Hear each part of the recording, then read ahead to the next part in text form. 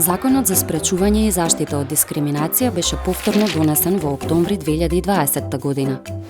Овој закон се применува од страна на сите државни органи, органи на единиците на локалната самоуправа, правни лица со јавни овластувања и сите други правни и физички лица.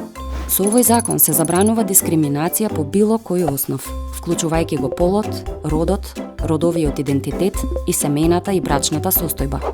Дискриминацијата може да биде директна, кога со едно лице се постапува понеповолно во однос на друго лице или група во фактичка иста или слична ситуација, и индиректна со навидум неутрални одредби, програми, практики и слично со кои едно лице се става во понеповолна положба врз дискриминаторската основа во споредба со други лица.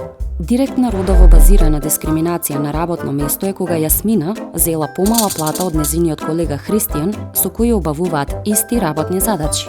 Индиректна родово базирана дискриминација на работното место е кога вработените во една компанија работат 40 часа неделно од понеделник до сабота.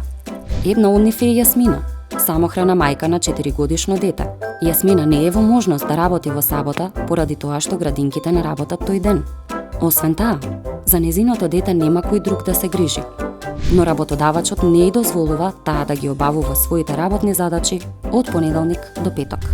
Работничките кои се жртви на дискриминација може да побараат заштита пред Комисијата за заштита од дискриминација и пред Граѓанскиот суд.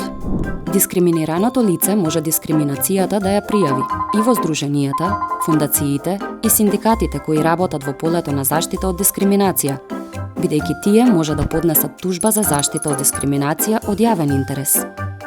Доколку си искусила дискриминација на работно место само за тоа што си жена, побарај правна помош во Хелсиншкиот комитет за човекови права или пријави го случајот во Комисијата за спречување и заштита од дискриминација и Државниот инспекторат за труд.